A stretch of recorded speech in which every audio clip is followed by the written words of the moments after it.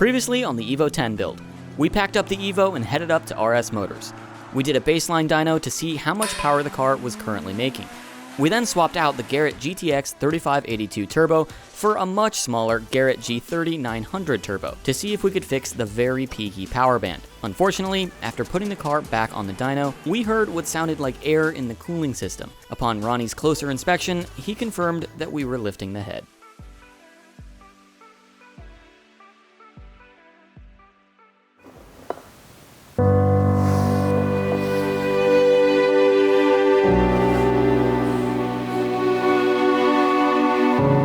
Right now we're gonna remove the valve cover and inspect the head bolts. We gotta remove the cams and see if the head studs maybe need to be retorqued or loose, or looking for something that tells us why we have a cooling issue under boost. Hopefully we find it right away. Before Ronnie pulls the cams, he's gonna check the valve clearance to make sure there's no other issues. Common thing is like somebody would upgrade cams and not set the lash. I'm just going by the minimum, and as long as I have the minimum in there, I should be okay.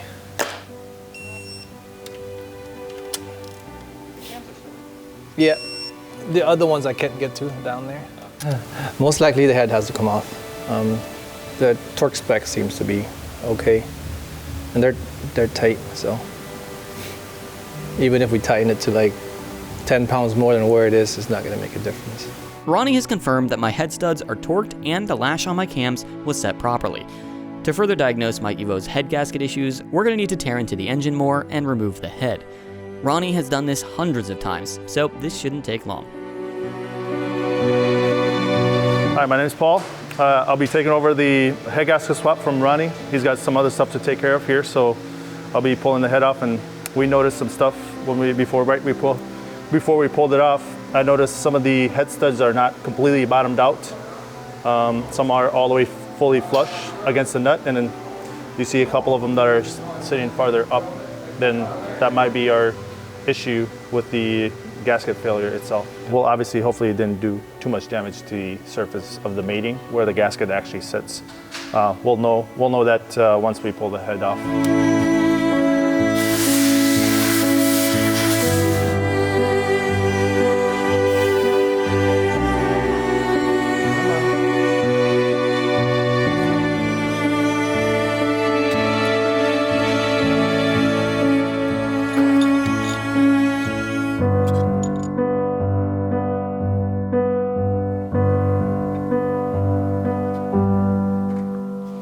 It looks like what we suspected on. Remember, the head bolts on one was a little loose, so obviously it looked like the combustion chamber gas went through number one here. As you can see, it's clearing up on number one mostly. So yeah, that's what happens when the head studs are not seated very well. So.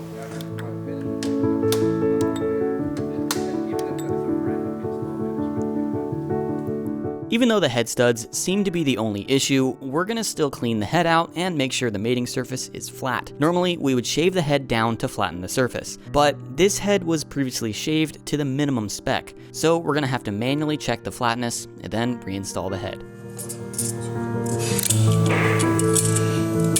I mean, it seems to be flat, so.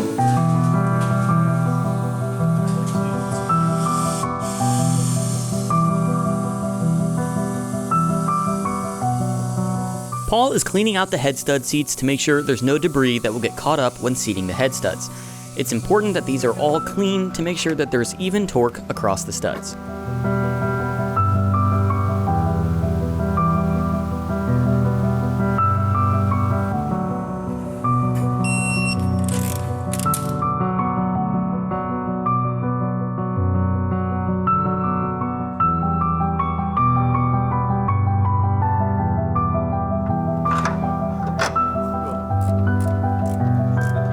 We don't have a Mitsubishi one. The Honda one works. It's like a K-Series, right? Close enough. We're gonna pressure the cooling system first, obviously, and then go from there. Well, from the signs that we see that the coolant reservoir has a lot of milkiness in it, so it's been in there for a long time, and it's it's hard to get it out now. So we got to get most of it out and put fresh coolant in here.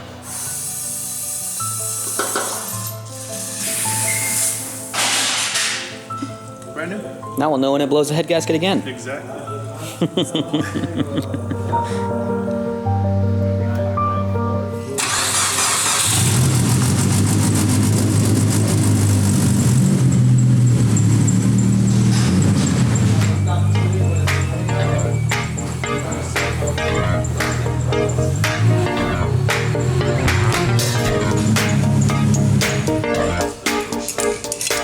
We just got done with the head, and now we're gonna try and see how much power we can make out of this thing. 670. 670? More than the 3582? Spool's better. 652. 652 horsepower to the wheel. What's your guess of what we can squeeze I'm out? hoping 650. My hope. So more than the previous turbo. It's capable from the numbers that it showed with 22 pounds of boost. It looks promising.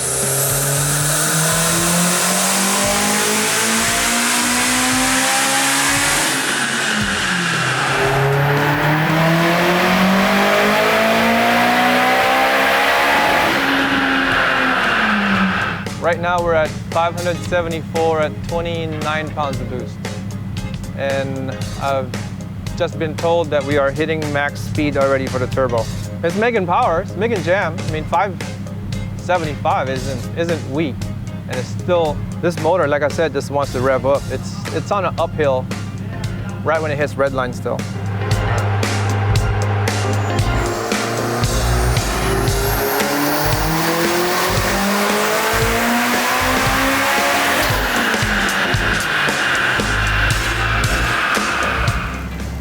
There it is, 613. 613, so that's 27 horsepower less than it made before, but way earlier. So when Ben had his Evo here, it made 420. When he took it to Andy's dyno, it made 455, I think, which is about 8.3% different. So if we do the math on that for this, we're looking at about 670, while as before it was obviously about 700. So about 30 horsepower down, but way more under the curve. Everything under 5,500 RPM is way better. So it's gonna be a much more drivable setup. It's gonna feel faster. It probably is faster, even though it doesn't make as much peak power. I'm pretty happy with that. Now we know our peak E85 numbers. Let's switch to some regular 93 octane for the pump gas tune.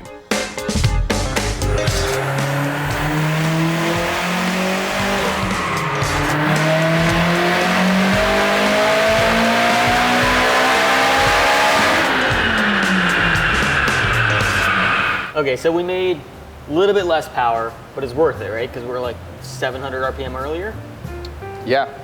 I think we reached what we wanted to do. Earlier spool, and we're pretty much mimicking the horsepower. We're at the limit now, 145, 146. 145,000 RPM. That's what we ran with this one at 33 PSI.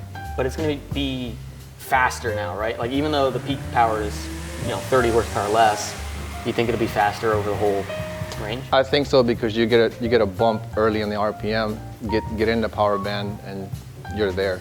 Pump gas, we did 25, I think around 460 wheel horsepower. That feels like a safe number. Yeah. Is it gonna take an 1,100 mile drive back home? No problem? Yeah, I'm confident it will. There's a little hesitation in that. Well, I was gonna say it's up to your right foot, but you're just cruising, Yeah. so you should be fine. All right, well, cool. Let's go drive it home now. Now that I know RS Motors has gone through the car, I'm not worried about driving it 1,100 miles home. Unfortunate that there's salt and snow on the roads, but sometimes you gotta do what you gotta do. Well, thankfully we are out of the snow now. It's only just slightly warmer. I'm curious though, what the fuel economy is gonna look like with the smaller turbo. I can stay in 5th gear a lot longer now, which is really, really nice. But that also means I'm probably spooling up the boost a little bit, so maybe fuel economy is worse. We're gonna find out. Okay, so we're at the next gas station now. We've done 253 miles to a tank, which is I think the longest we've gone, but the fuel light is on. We filled up 13.1 gallons, 13.171, let's get real accurate. 19.2 miles per gallon. That is an improvement of 2 miles per gallon with a smaller turbo. I don't know the math behind that, maybe Engineering Explained knows, but I'll take it. It's amazing how much a car can change with just a turbo. This car has made a big step forward into the modern turbo era, and as a result, the quicker spool makes the car feel way more lively. 700 RPM earlier spool might not sound like much, but for street driving, it's made all the difference in the world. I'll trade 30 peak wheel horsepower for 700 RPM earlier spool any day. The Evo 10 is near its final form, but believe it or not, we're not done yet. We still have a couple of items left to do. But now that we're back in Virginia, I'm going to clean off the salt from this car and start ordering a few more parts.